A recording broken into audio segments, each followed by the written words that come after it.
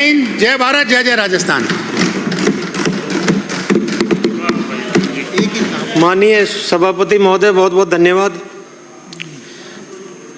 मैं सर्वप्रथम हमारे प्रधान सेवक और माननीय हमारे विश्व के लोकप्रिय नेता माननीय प्रधानमंत्री जी का आभार व्यक्त करना चाहता हूं कि उनके मार्गदर्शन में हमारी सरकार ने अपने कार्यकाल के प्रथम वर्ष में ही प्रदेश में विकास के नए कीर्तिमान स्थापित करते हुए और जनता द्वारा व्यक्त किए हुए विश्वास को सही प्रमाणित किया है और 9,600 से अधिक नवीन सड़कों का निर्माण एवं 13,000 किलोमीटर से अधिक सड़कों का उन्नयन किया गया है।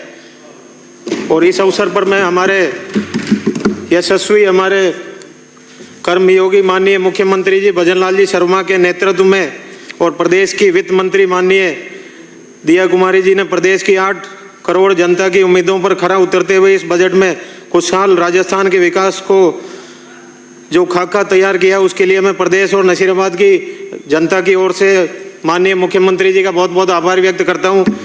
और इस अवसर पर मैं सर्वप्रथम अपने नसीराबाद विधानसभा के लिए जो उन्होंने माननीय मुख्यमंत्री जी के नेतृत्व में जो घोषणाएं हुई उसके लिए भी उनका आभार व्यक्त करते हुए जो पीसांगण में उच्च जलाशय व पेयजल पाइपलाइन का आपने घोषणा की, उसके लिए भी आभार व्यक्त करना चाहता हूँ। पीसांगण एवं नसीराबाद में देवनारायण बालिका आवासीय विद्यालय के लिए भी आपका बहुत बहुत आभार व्यक्त करना चाहता हूँ।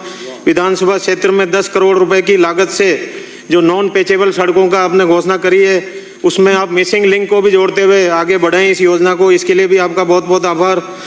लाखोलाव तालाब, हनुवंतिया छोटा तालाब, चाट, जैतगढ़ में तालाब की मरम्मत व जीर्णोद्धार के लिए भी आपने जो स्वीकृति की है उसके लिए भी बहुत बहुत आभार। और 5,000 से अधिक आबादी वाले गाँव में जो अटल प्रगति पथ के लिए आपने घोषणा करी है 2 करोड़ रुपए की, उसके लिए भी बहुत बहुत आभार व्यक्त करता हूं माननीय मुख्यमंत्री जी का। नसीराबाद में जलापूर्ति के लिए सर्विस लेवल सप्लाई अंतराल व प्रेशर में सुधार संबंधी कार्य हेतु बजट में जो आपने 50 करोड़ रुपए का प्रावधान किया, उसके लिए भी बहुत बहुत आभार व्यक्त करता हूं। नसीराबाद विधानसभा में 5 ट्यूबवेल व 10 हैंडपंप जो खोदे जाएंगे इस वित्तीय वर्ष में, उसके लिए भी माननीय हमारे मुख्यमंत्री जी का, हमारे मंत्री जी का बहुत बहुत आभार व्यक्त करता हूँ। अब मैं आपसे आगामी जो कार्य योजना है उसमें जो कुछ और घोषणाएं होनी चाहिए उसके लिए भी आपको ध्यान आकर्षित करना चाहता हूं। पीसांगण में नगर पालिका की घोषणा करवाना, पीसांगण में पुलिस उपाधीक्षक कार्यालय के लिए भी आपकी मैं ध्यान आकर्षित करना चाहता हूं। और भी कई योजनाएं हैं, इसके लिए भी मैं आपका करना चाहता हूं। और इस वित्तीय वर्ष में हमारी जो सरकार है उसने वित्तीय हालात का रोना नहीं रोया और प्रदेश की 8 करोड़ जनता की बेहतरी, खुशहाली, समृद्धि के लिए एक शानदार और जानदार बजट देकर प्रदेशवासियों की उम्मीदों को पंख लगाए, इसके लिए भी आपका बहुत बहुत आभार। जनहित की घोषणाओं में बिना किसी भेदभाव के दलगत राजनीति से ऊपर उठकर सभी 200 विधानसभा क्षेत्रों की जनता की आवश्यकताओं को ध्यान में देखते हुए आपने घोषणा करी, उसके लिए भी बहुत बहुत आभार। और लगभग 60% से अधिक जो हमारे घोषणा पत्र के काम हुए उनको प्रथम वर्ष में आपने शुरू करवाने का जो काम किया, उसके लिए भी माननीय मुख्यमंत्री जी का बहुत बहुत आभार व्यक्त करना चाहता हूं मैं। और मैं ये आपके माध्यम से कहना चाहता हूं, जो हमारे प्रधानमंत्री जी ने पिछले कार्यकाल में जम्मू कश्मीर से धारा 370 हटाने का ऐतिहासिक काम किया, तो इसके लिए भी उनका बहुत बहुत आभार। और आज ये राजस्थान के में चलन चल पड़ा है कि राज्यपाल महोदय के अभिभाषण पर चर्चा के दौरान हमारे विपक्ष के साथी ERCP का नाम बदलने के लिए राम जल सेतु लिंक परियोजना करने से कुछ नहीं होगा, पैसा तो 1 रुपया अभी तक नहीं जारी किया गया है, पर इसी बजट में राम जल सेतु लिंक परियोजना के लिए 9,300 करोड़ से अधिक की राशि का प्रावधान करने के लिए मैं माननीय मुख्यमंत्री जी का बहुत बहुत आभार व्यक्त करना चाहता हूँ। और यही बात नहीं, हमारी सरकार ने इस बजट में प्रदेश के युवाओं के लिए 1,25,000 सरकारी नौकरियों की घोषणा एवं निजी क्षेत्र में 1,50,000 से अधिक युवाओं को रोजगार उपलब्ध कराने की जो घोषणा करी है, उसके लिए भी माननीय मुख्यमंत्री जी का बहुत बहुत आभार व्यक्त करना चाहते हैं। और सबसे बड़ी ये घोषणा जो आम जनता से जुड़ी हुई 100 यूनिट की जगह 150 यूनिट बिजली जो फ्री करने की हमारे मुख्यमंत्री जी ने घोषणा करी है, इसके लिए भी आपका बहुत बहुत आभार। और किसानों के लिए जो आपने कई योजनाएं लेकर आए, 50,000 नए कृषि कनेक्शन में 5 लाख नए घरेलू कनेक्शन देने की जो घोषणा करी है, उसके लिए भी माननीय मुख्यमंत्री जी का बहुत बहुत आभार। 20 लाख घरों में जो पेयजल कनेक्शन हेतु 425 करोड़ रुपए माननीय मुख्यमंत्री जल जीवन मिशन शहरी में आपने घोषणा करी है और उसमें नसीराबाद को भी जोड़ा है, उसके लिए भी बहुत बहुत आपका आभार। किसानों के लिए किसान सम्मान निधि की राशि में बढ़ोतरी सहित कई किसान कल्याणकारी योजनाएं प्रदेश की जनता को राहत देने के लिए आपने शुरू करी है, उसके लिए भी बहुत बहुत आभार। और मैं अपने विपक्ष के साथियों को बताना चाहता हूं कि हमारी सरकार चुनाव का इंतजार करने वाली सरकार नहीं है। ये राजस्थान को विकसित, राजस्थान खुशहाल राजस्थान बनाने के संकल्प को साकार करने वाली सरकार है।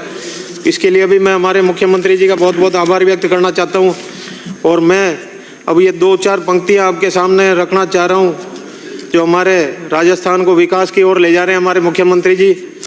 रख तू 2-4 कदम ही मंजिल राहे पर, मगर जरा तबीयत से हालात का रोने वालों मत भूल की तेरी तस्वीर बदलने वाली है, तस्वीर बदलने वाली है। और माननीय मुख्यमंत्री जी का बहुत बहुत आभार व्यक्त करते हुए मैं अब हमारे नसीराबाद विधानसभा में और भी जो कामकाज है उनके बारे में अवगत कराना चाहता हूँ। नसीराबाद में ट्रॉमा सेंटर खुल जाए तो हमारे भीलवाड़ा से अजमेर ज़िले में कोई हाईवे पर ट्रॉमा सेंटर स्थापित नहीं है।